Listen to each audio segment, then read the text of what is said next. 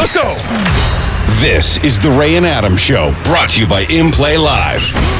The Ray and Adam Show, a podcast where Ray and Adam, two professional sports bettors and brothers, talk about all things sports investing, sports betting, and how to profit in the long run from betting on sports and fantasy football.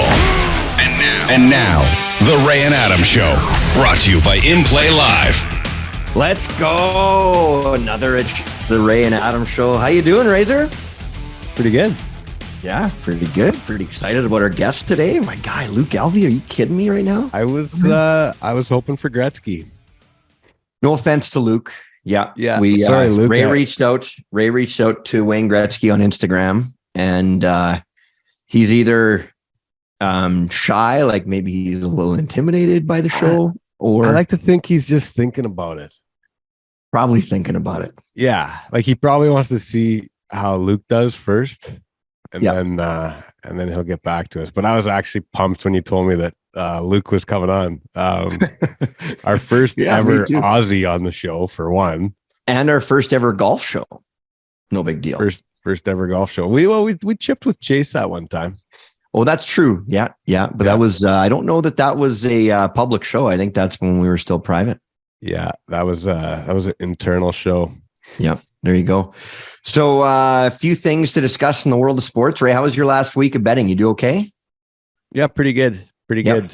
I think it was the week before where I made a little jump up, and then this past week was still pretty good. It's so exciting to have some of our staples back. You know, college basketball, NBA, hockey, NFL, obviously.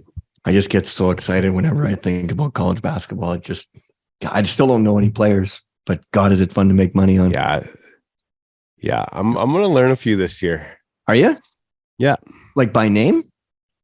Well, or are you just gonna do like before, like that fat white guy with the mustache, or like what? We'll see. I mean, we'll see. I wrote it on the board to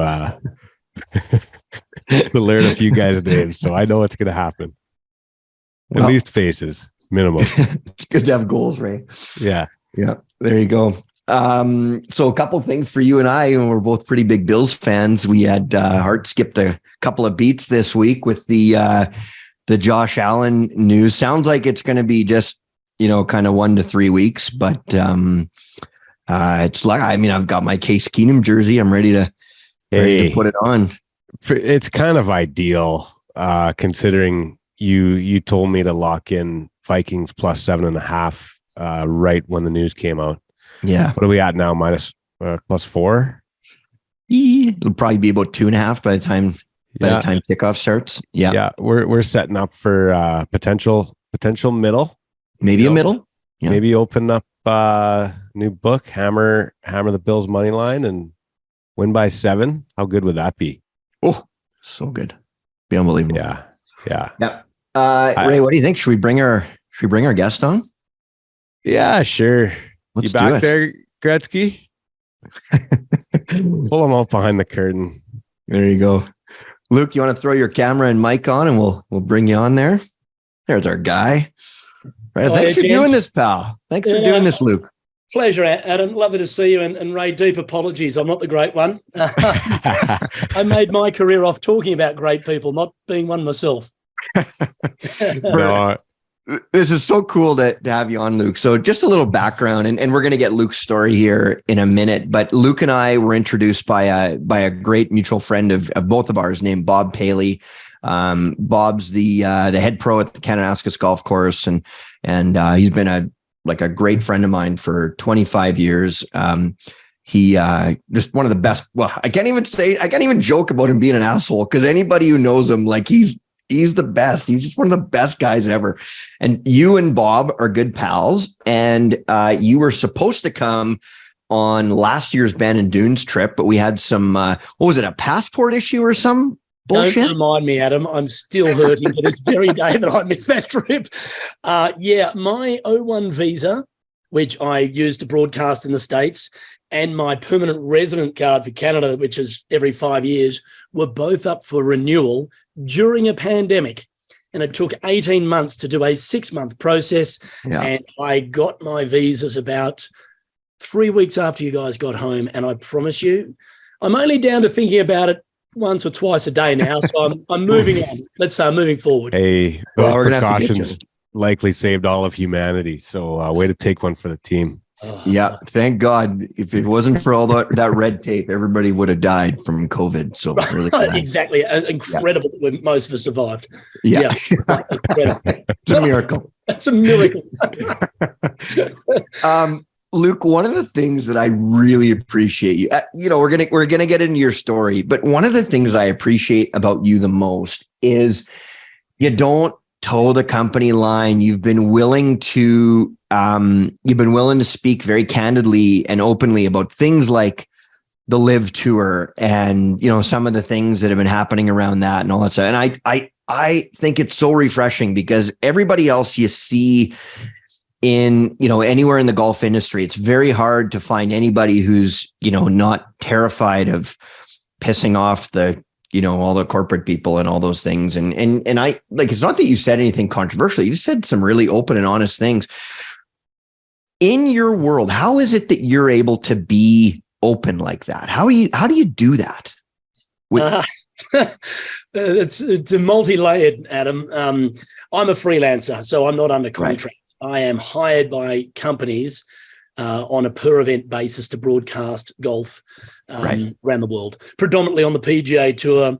I've been predominantly with CBS for the last 12 years, predominantly majors and as well as a few PGA Tour events. I am the voice of the PGA Tour video game, 2K23 now with Tiger. I did 2K21 and the golf club as well in 19. That's so cool. Thanks, mate. Recently, I made a decision because I got tired of the corporate world in terms of how people are and the lack of authenticity.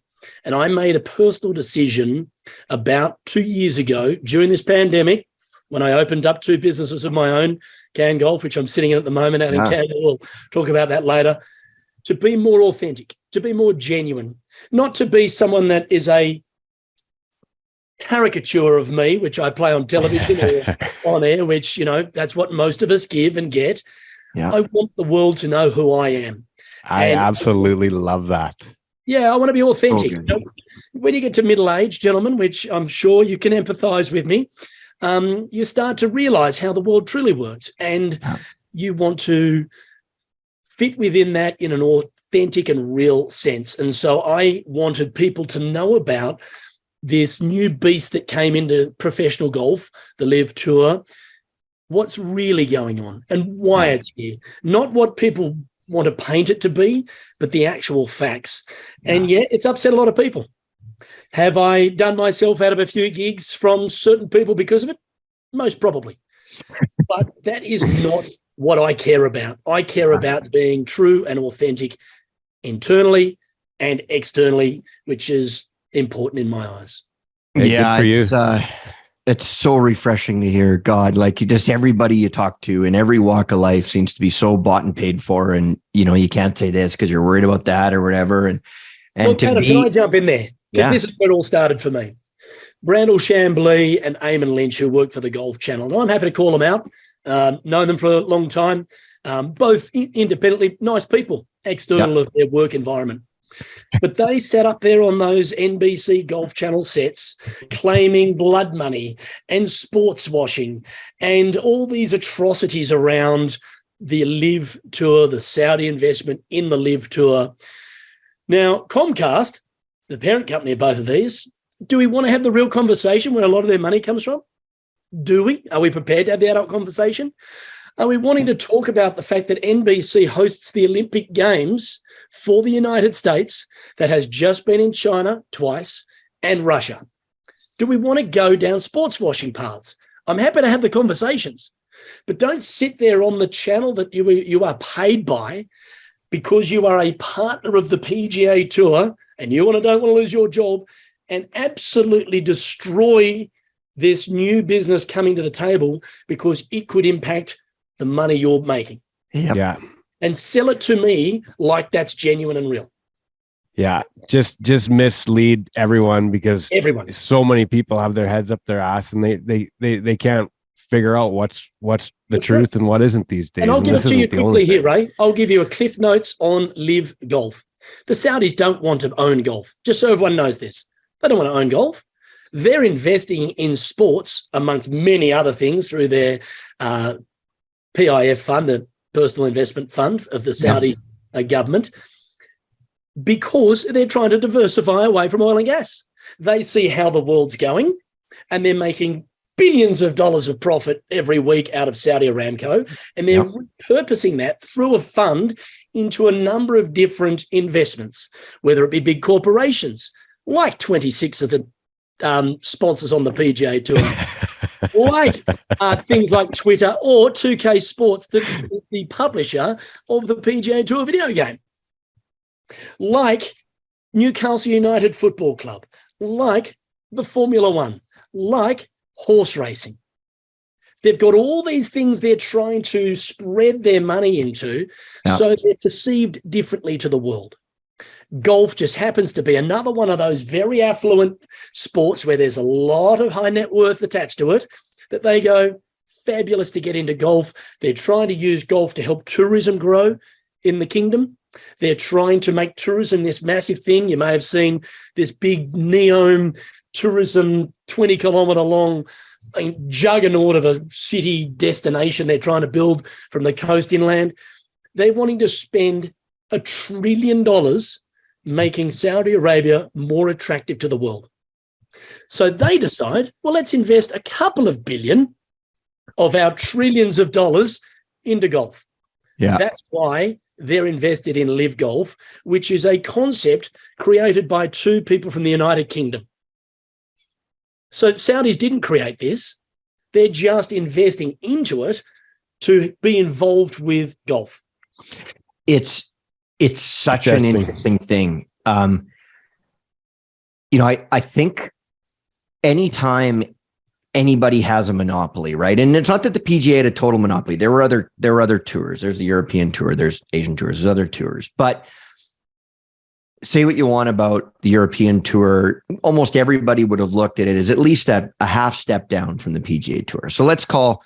Adam, I'll put it in boxing parlance for you. Sure. The PGA Tour is the super heavyweight division. The European Tour, now the DP World Tour, another big Arab company that is a shipping container business, a logistics business that's sponsored for $500 million. Let's not go around the bush. That would be a middleweight boxer, maybe. Yeah. Then you've got the Japan Tour that used to be great, and all the other tours are borderline flyweight division boxers.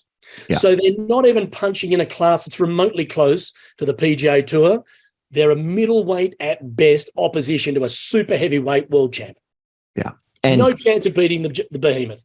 And when you have that kind of control over a sport or an industry or whatever, and there's no correct me if I'm wrong, but there's no players union on the PGA Tour, is there? No, there's a player board, advisory board that is run by the players. Right. But they don't get the last say. The tour has the last say. Right. So it's hard. And it's funny because as a Canadian, I love Canadian oil. I'm not a big Saudi Arabia fan for a whole bunch of reasons. I'm not a union fan either. I'm a capitalist at the core. Right.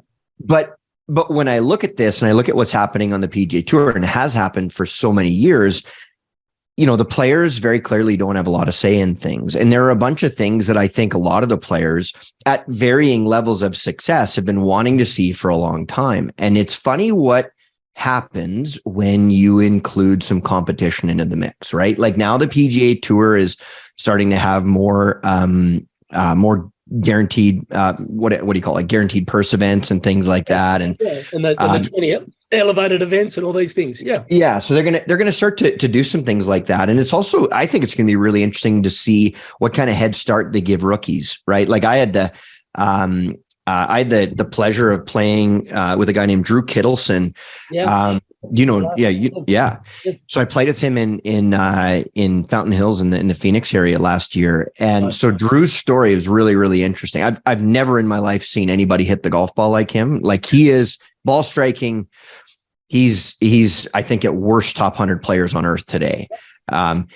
He is. So he was, I believe he went to Florida State with Brooks Koepka. He was the one on that team. Koepka was two. As Drew put it, Ray, are you drinking a beer right now at 118? I could. Should I crack one? That's what it was. You can do what you want. I was just sorry. And before you do, Ray, before you do pop the top off the beer, can we just pause for the Australian national anthem when you do it? Absolutely. How does it go? I'm just having a bubbly, but there you go. So anyway, to finish my thought, so what Drew told me was that if he was a football player, a hockey player, or any other sport, at worst, if they were to draft him, he would have been drafted third overall, but probably second in the year that he decided to turn pro. And he said, look, I would, in any other sport, they're going to give you 3 or 4 years to figure it out. Right. He goes, at the time that I started, I was starting brand new from scratch. I had no exemptions. I had no anything. I had to scratch and claw and do it all. And then in his words, he just said the pressure it affected him and he didn't make it. And so now he plays at Whisper Rock, which is phenomenal. Yeah. So Whisper Rock, for those of you who don't know the legendary story of Whisper Rock, there's about 50 PGA players who are members there, and every one of them comes home every year for their club championships. And can I add a note to that? In 2006, Jeff Ogilvy, my countryman, excuse me, he won the US Open, remember? When Phil had the meltdown on the 18th hole. Yep. Colin Montgomery also blew it. He played in the club championship that year and didn't win it. He lost to a player who's not even a PGA professional. So they have so many guys who can play that aren't PGA pros. So Drew has won their club champs 3 of the last 5 years. Right. Like, so he plays big money games against these guys and all these things. And it was really cool for me to play with them. I mean, he's just an extraordinary talent. I beat him by 1 stroke, by the way. No big deal. How many shots did he give you?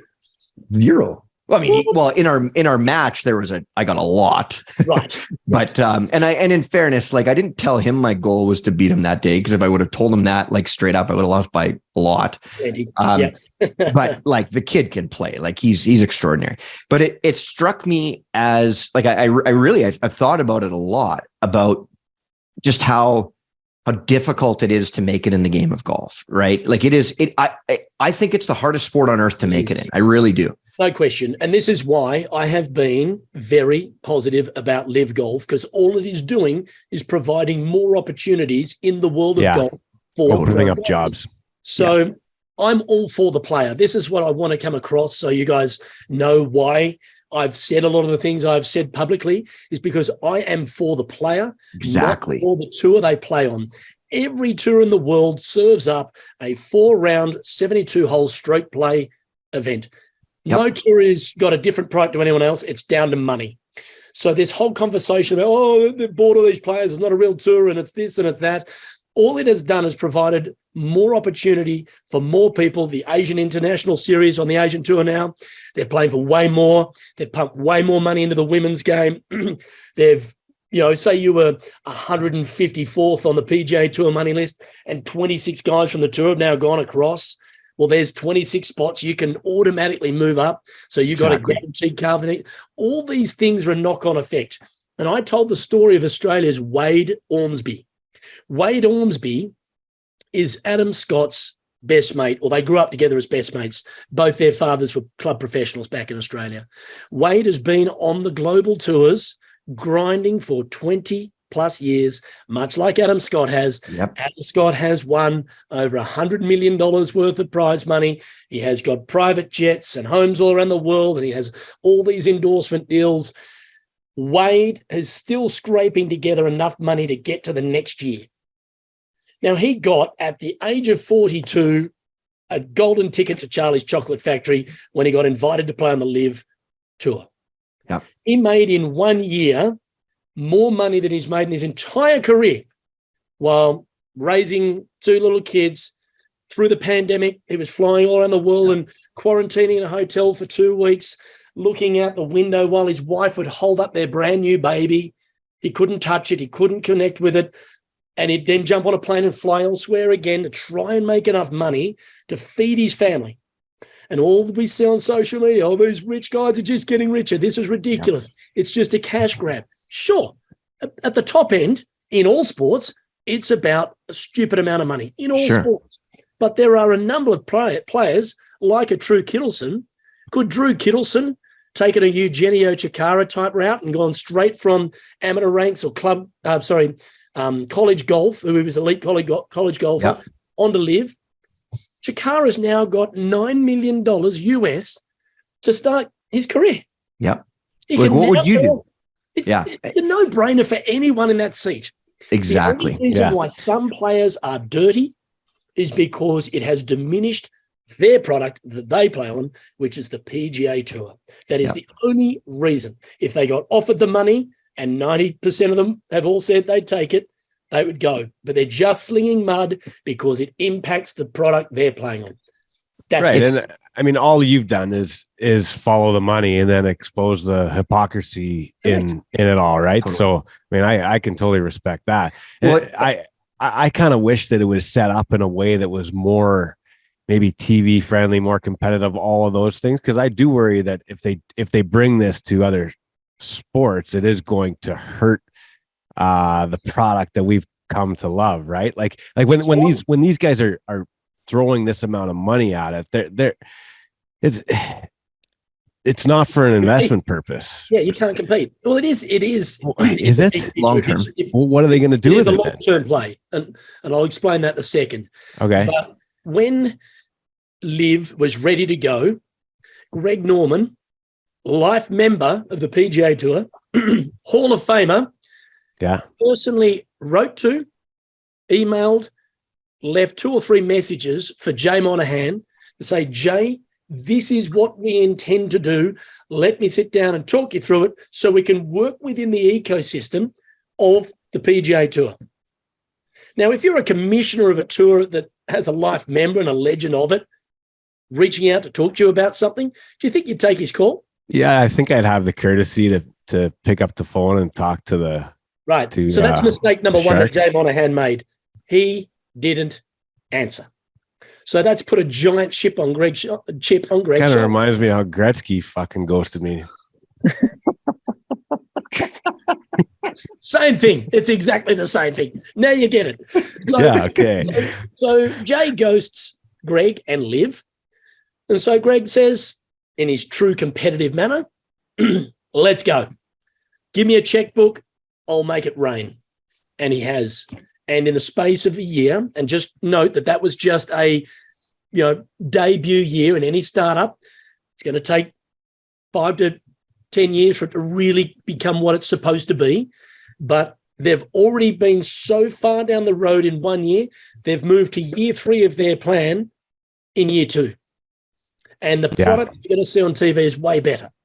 You're going to have more stars in it because they'll announce these next tier of players that are coming in, and there'll be some big names, so stay tuned for that. And it's only going to further hurt the PGA Tour to the point where Rory McIlroy, who has become the spokesperson, and gentlemen, this is something that everyone should know, Rory is being paid by the PGA Tour and the DP World Tour to stay on their tour and be a spokesperson for them. So it's not like he's getting it all for doing it all for nothing. Yeah. Right? Everyone's got a price. So that's why Rory's saying, we should get everyone together. We should get back together and work this thing out, right? Because he knows his tour is only going to get more and more diminished because no one can compete with Saudi investment. No one. Okay, so let's fast forward in a year. Who's got the TV contracts? Like what is this all going to look like? Is it going to be like when Hogan left WWF and went over to WWE, and then all of a sudden, like every Monday night, they were, hey. Well, no, he was in WWE, and didn't he go to WCW? Yeah. But I mean, it was great for both organizations, right? Because created a rivalry. Like that's what I want to see eventually. Well, who knows where it all goes? Because we know the PGA Tour's stance is hold firm. Our ship isn't sinking. Hold firm. We're fine. Yeah. We'll carry on without them. We're fine. Of course, they consulted the former CEO of Blockbuster in their. Right. Right. Yeah, the drummer from the Beatles. This band's going nowhere. I quit. Anyway, so look, and I've just skipped off the point you were making there, but where does all this go? I'm not going to tell you who's going to be the TV provider because they don't know officially yet, but there will be a TV provider. Okay. Who cares who, as long as it's everyone, the captains own 25% stake in their team. They sell 75% share to a corporation or someone who wants to own it, a high net worth individual. Wow. You guys know anything about the IPL, the Indian Premier League of Cricket? No. The IPL, that's an awesome coincidence. Funny name. I thought you were going to suggest that In Play Live bought all of these teams. Look at that. That seems appropriate. Well done if you did, because you're worth billions, possibly trillions now. Yeah. So India is a cricket mad nation. They're fanatical about it, over 1 billion people. And it was put in this shortened version of the game that comes in a 6-week window in the season where all the stars get bought into these teams that are franchised, owned by mega millionaires or billionaires. They play for TV, big TV rights, huge gambling competition. Of course. Huge, absurd. And then all they do is return back to their nations and their club teams and state teams and whatever, and play professionally outside those 6 weeks. So everyone who's a real star in the game makes an absolute mint. The IPL's this huge mecca of a thing once every year for 6 weeks that the rich players go off and play, and everyone gets fed. Now, the reason why I came out about the PGA Tour is by going year round, they stopped any other tour in the world from having any chance to have any attention on them. Yeah. So they suffocated the rest of the world by doing that. They diluted their own product and suffocated the rest of the world to a point where no one will ever have the chance to attract a decent player anymore. So I want what tennis has, which is a global tour that it goes around to all the parts of the tennis world, playing majors on different continents and different areas, and the T1000 events, which are the Masters Series, the 750s, the 500s, the 250s, the 100s. So, you get that level of talent going into all those events. But every player from any nation who's a star can live where they want to live. They don't have to live in the United States and play solely on the PGA Tour all year round. Yeah.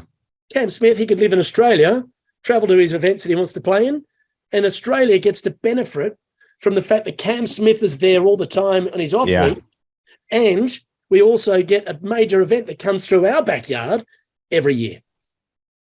Yeah, that's cool. That would be amazing for golf. Yeah. And it's just so interesting, but without a disruptor, what you just talked about would never even, would have no chance, right? You need the disruptor. You need somebody to do it. And, when we think about, like, for whatever reason, people think about golf in a very different way than they do any other sport, right? Like who in their right mind would side, like, as a fan, who would side with Gary Bettman over Connor McDavid? Who would side with Roger Goodell over, Patrick Mahomes, right? 100%. But yet in golf, they're making the talent the enemy, right? Or at least that's how they're doing it. They're trying to. Which was the Brandel Chambly. Yeah. They're using the media. They came out from the media and embedded that into the people's minds straight away to make the player the villain. So what they're saying is it's okay for our government and our corporations, big corp, to do business with the Saudis. But you do it all the time. You single PGA Tour pro, stay in your lane, remember 9/11? Remember 9/11, How was the hypocrisy? Why are these guys rich? Because our governments are buying their oil. So why are we blaming Dustin Johnson for this? Exactly. Makes no fucking sense. Why is that so obvious to people who are in business, but not to the masses? It's simple. It's because people do what you tell them to. And so if Randall Chambly, who's, you've been watching on the Golf Channel forever, when he tells you it's bad, it's bad. And that's just, blood money, bone saw, Khashoggi. I mean, all these things, sure. Do I like what the Saudis do? Of course not. No one in their right mind would like some of the atrocities they've committed. Of course not. It doesn't sit within any human who cares about other people what they do. Exactly. But money in a capitalistic society overpowers all that. All the corporations seem to turn a blind eye to it. Yep. The government certainly turns a blind eye to it. Why does the single male golfer have to be the one that stands up and has morals and ethics that their governments and their corporations that they all wear on their chests or they work for don't. It's absurd. It's hilarious. I appreciate you having the courage to choose your own integrity over letting someone else tell you how to tell the story. I think there needs to be more people like you, and I absolutely love it. Thank you. Yeah, it's great, Luke. Luke, you and I had a phone call a little while ago. It was about the LIV Tour, and one of the comparisons we drew in talking about what would you do if you were the players? Could you guys imagine this scenario? Right? Imagine the NFL. Okay, so we all know these contracts aren't guaranteed. It's a very short career for most people in the NFL. When they're done, their bodies are beat to shit. They're it's not a glamorous life and career for most of these guys. 52 years of age. Yeah. If you played in the NFL. Yeah. Yeah. It's tough. Your career, so imagine this. Average career is 2.3 years. Yeah. So imagine this other league. Imagine this other league comes out and they say, hey guys, we're going to create a football league and you're only going to have to play 8 games and we're going to pay you 3 to 5 times your current salary. And it's going to be 100% guaranteed. How many guys do you think would go? Right? Lots. There'd be no one left. There'd be no one left in the NFL. There'd be no one left. It would be over so fast your head would spin. There are 1, maybe 2 legacy players in any generation. You talk about Connor McDavid in hockey right now. Sorry, Ray, to bring his name up again, but Wayne Gretzky, he was a generational player. Yeah. Connor McDavid's a generational player. Tiger Woods, generational player. Phil Mickelson, generational player. Phil Mickelson chose money over what they want to deem as legacy. That's his choice. He's entitled to do what he wants. Totally. Rory McIlroy's choosing legacy over money, even though he's still getting paid on the side to stay. It's their choice. Fine. Yeah. But 99.95% of professional athletes do it for the money. Of course they do. The championships, the accolades, everything else is a byproduct of that success, but they need to feed themselves. Yeah. And they're a lot of these guys are given an opportunity to not just set themselves up for life, but to set their families up for generations, right? You got to do it. You got to do it. So anyway, look, this was a great. Cam Smith's family came from next to nothing. Blue collar, western suburbs of Brisbane, Queensland, Australia. Their son goes on to be a major champion, king of the golf world, and they offer him $100 million. Yeah. That means the Smith family in Australia for the next 5 generations don't have to worry about money anymore, where their dad, his parents, and 5 generations before grinded it out of the dirt. Yeah. To survive, to get Cam to where he got to.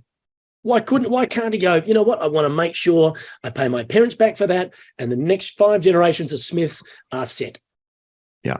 And even some of the things they're doing for caddies, right? The grind that caddies go through. One of my real good pals, he's my caddy in Bandon Dunes, my buddy Jaime. He's been grinding it out on the Corn Ferry Tour, and now he might be going to Europe and doing this stuff. So this past year, grinding it on the Corn Ferry Tour, it cost him $8,000 to work this summer, right? These guys are grinding. You look at the way the caddies are being treated by the LIV Tour. They're on the same private jets. They get their accommodations looked after. They're getting paid way better. There's just so many reasons that this disruptor is going to ultimately be good for the game. It already has. It's changed that the PGA Tour professional that has the PGA Tour card now gets a guaranteed $500,000 at the start of every season. Yep. They don't have to pay it back if they don't make up to $500,000. But once they make $500,000 in prize money, then they start making profit from there. But they've got $500 guaranteed to start with. The purses on the tour have gone up exponentially. Yep. The PIP has doubled. The PIP money's doubled, which should really just be called the Tiger Woods thanks for being alive and changing our sport forever fund and just give him every cent. Then the Corn Ferry Tour, money up. The European Tour now has a guaranteed membership value. So I think they just decided it was 125,000 or something. That's changed. The Asian Tour International Series, they're now playing for $5 million an event, and you can play your way on to LIV through that, through the roof. Women's golf. Women's golf has been the doormat to golf. It has just people wipe their feet on it, walking through to watch men play golf. They are now getting paid. Yeah. Everyone is winning because the Saudis are investing. Yeah, the spinoff is pretty powerful. Speaking of the ladies tour, what the hell are they putting in the water in Korea? Like, what are they doing there? Like you look at the leaderboard on the LPGA tour, and they have so many Koreans that they have put numbers behind their name because there's so many Kims and so many Lees and so many this.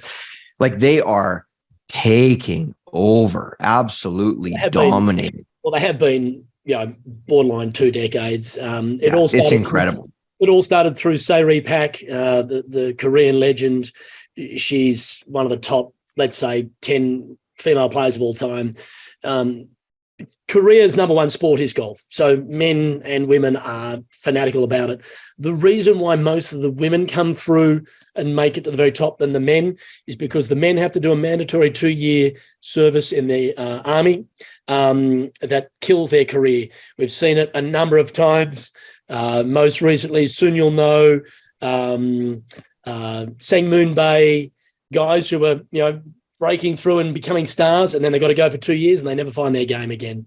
The likes of Y.E. Yang or KJ Choi, who went on to have huge careers, made it after their stints in the army.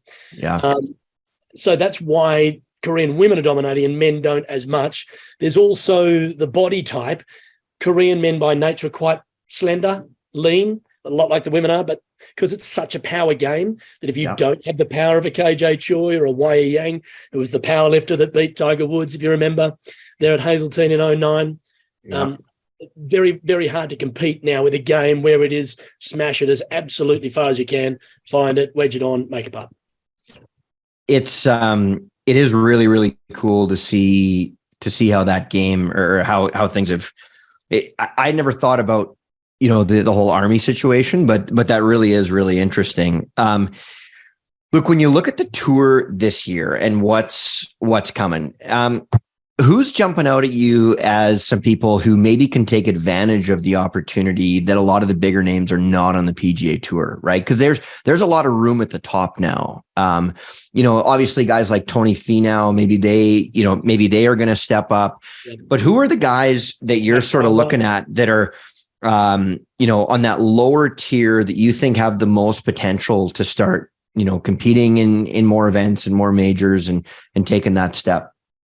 Well, you mentioned the big one. Tony Finau, I think, will become an absolute superstar of the PGA Tour. Yeah.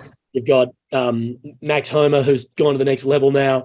We've just seen Tom Kim come through from Korea through the President's Cup and now winning twice already on the PGA Tour. He's only 20. This kid's a superstar. He was already great. He won the Asian Tour Order of Merit before he won the Japanese Tour Order of Merit before making it in the States. So he's phenomenal. You've got the likes, I say from Australia's perspective, coming through. We've got a couple of players that are big. Lucas Herbert, Min Woo Lee, Minjee Lee's brother. I'll get this right. He's a stud. You'll get a lot of international players. You've seen the Canadians, Taylor Pendrith stepping up. We've seen Corey Connors getting confident. If Corey Connors was a strong putter, he'd be top 10 in the world. Right.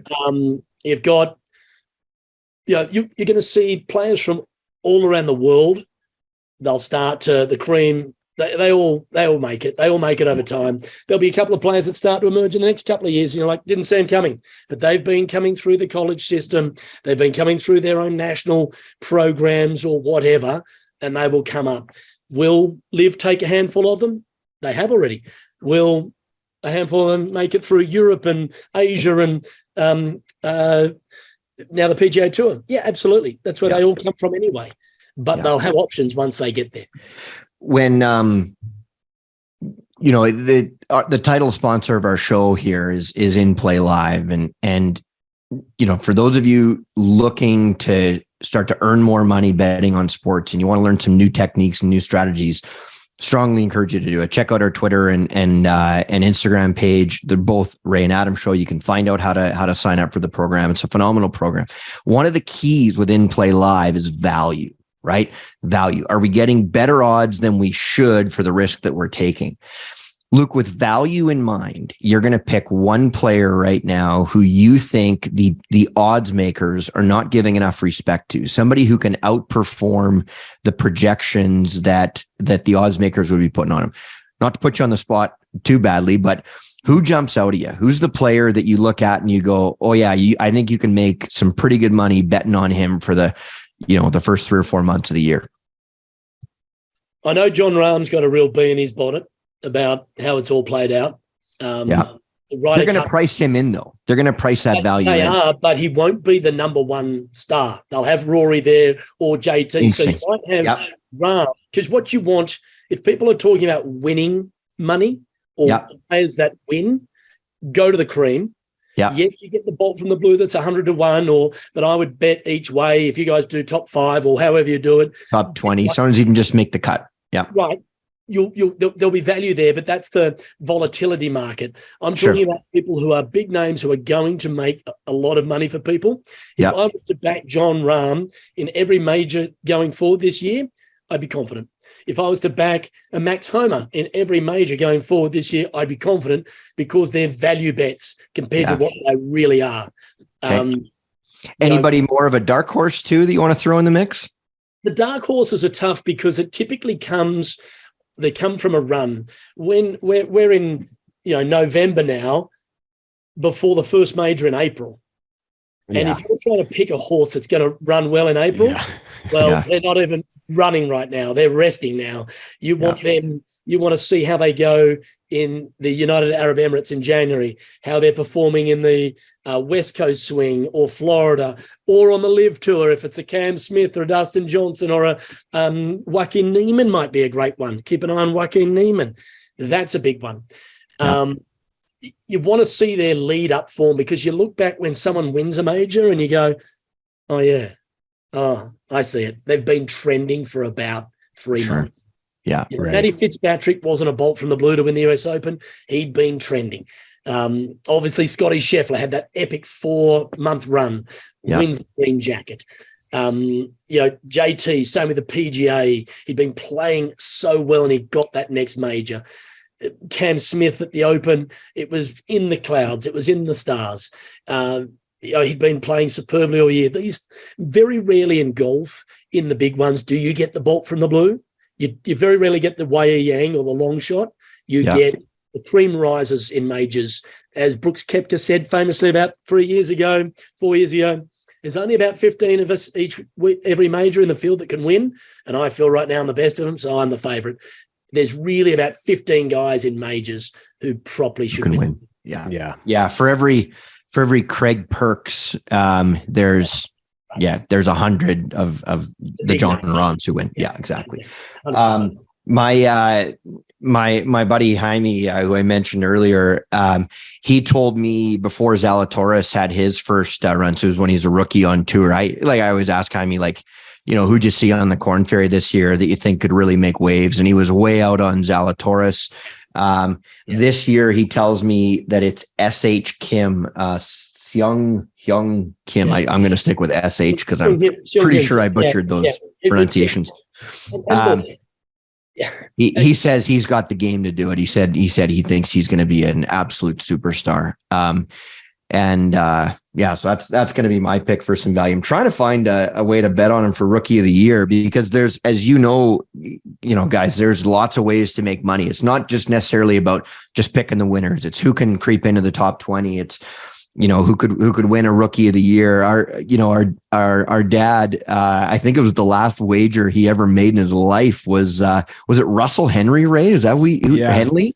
Who he bet on to win the rookie of the year? He was on his deathbed and he gives me this notebook with some passwords in it. And he's like, hey, Ray, I don't think I'm going to make it, to cash this bet in, but I got a future on Russell Henley to win Rookie of the Year.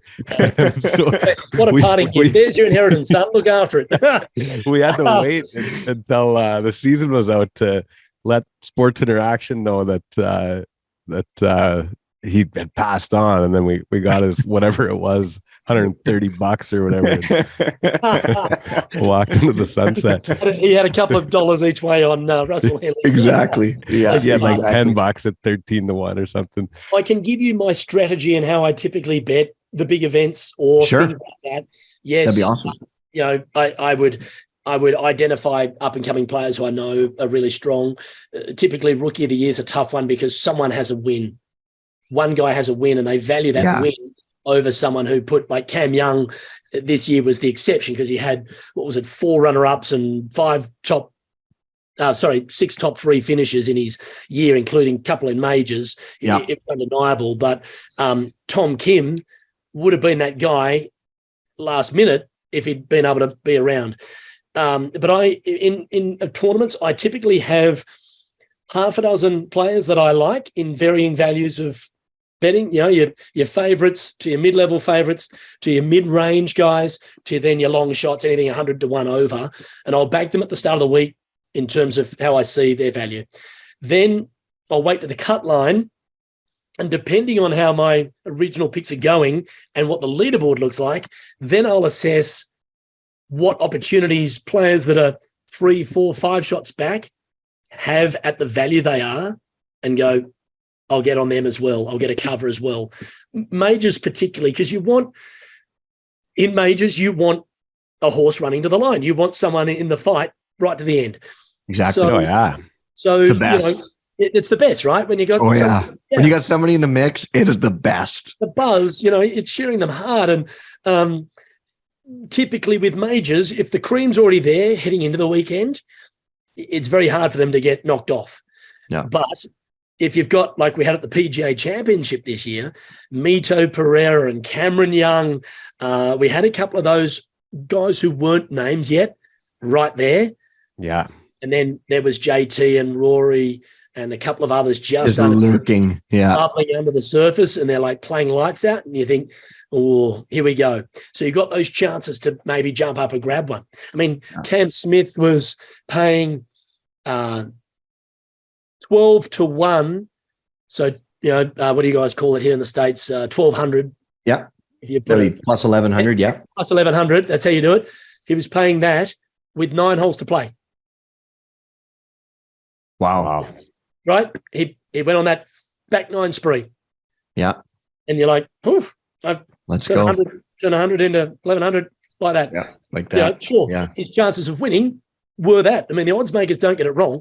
If you want to know, like people always say, the college football rankings, just go to Vegas. If you want to know the college football rankings, they'll tell you exactly what the rankings are because their lines are spot on. Pretty good at it. Yeah, that's why they're making money and doing very well out of it. So whoever makes the odds, they know what the market is.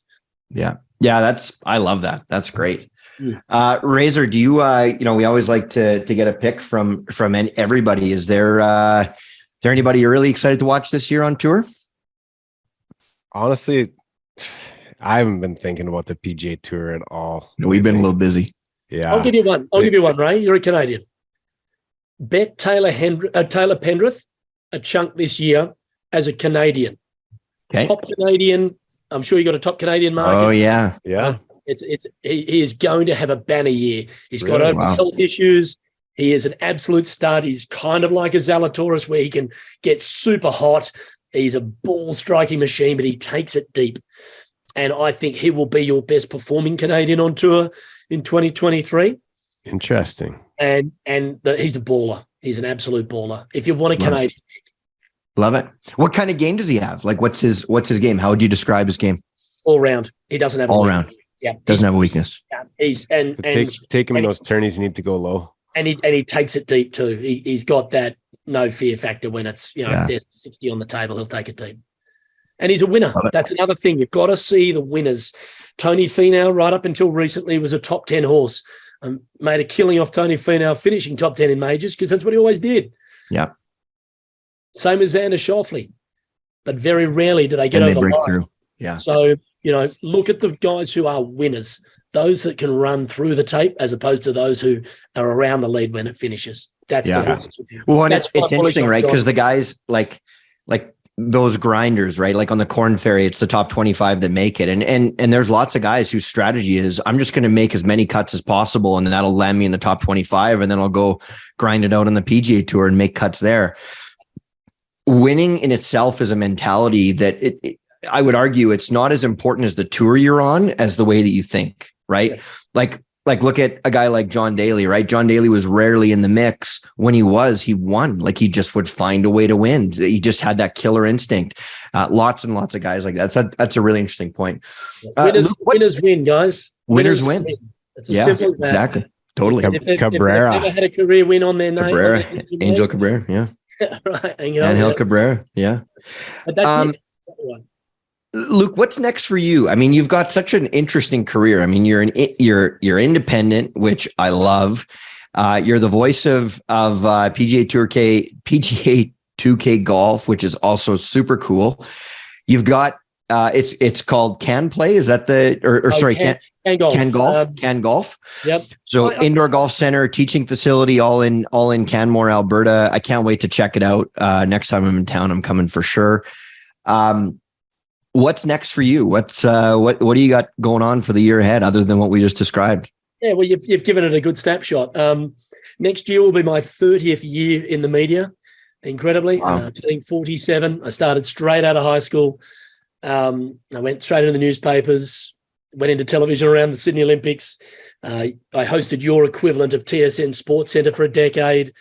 Then I got my break broadcasting golf. Went Tiger.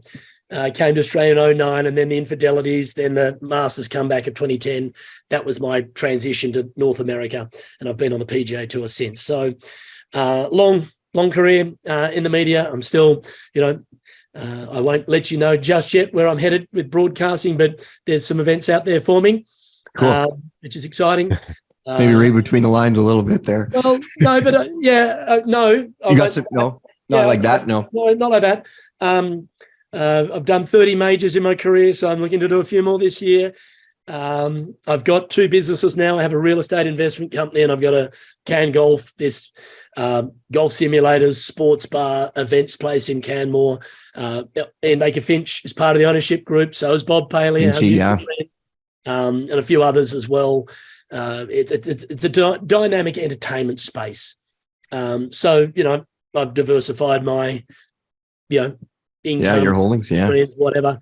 That's awesome. So because COVID changed things, I was no longer able to travel to do what I do for a living. Let's protect the long-term future of life. If this is the way the world's going to react to things like that going forward, make sure you're in a position of strength. And so, it's all of the above, mate. But I do look forward for when you come, and, I can't wait to tip one back. And we're great for bucks parties. We're great for, boys' trips for golf, and we're great for families. And we won a lot of awards around our food and beverage as well. So, good place to come in and watch live sports, have a bet with in-play betting. Play live, Bet live, and then, have a few of our beverages and enjoy yourself.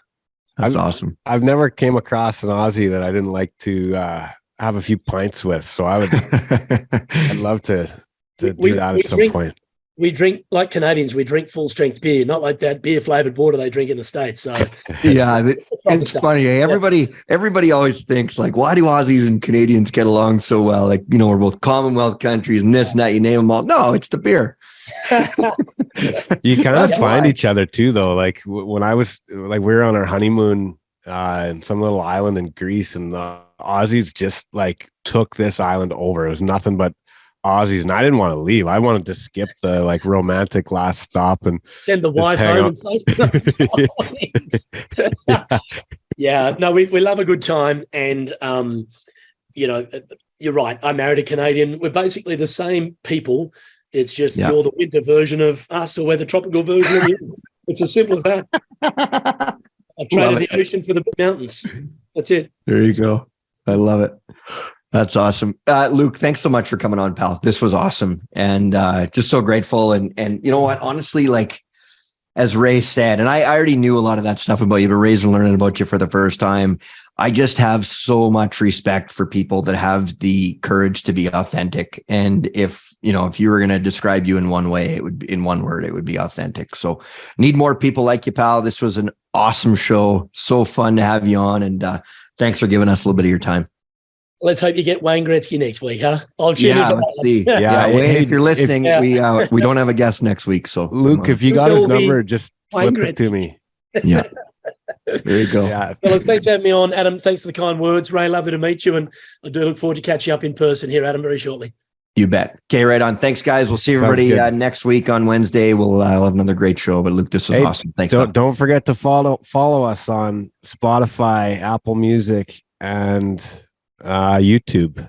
Ray and Adam. There you go. The code. Let's go. See you next week. There you go. Right on. See you guys. This was the Ray and Adam Show, brought to you by InPlay Live.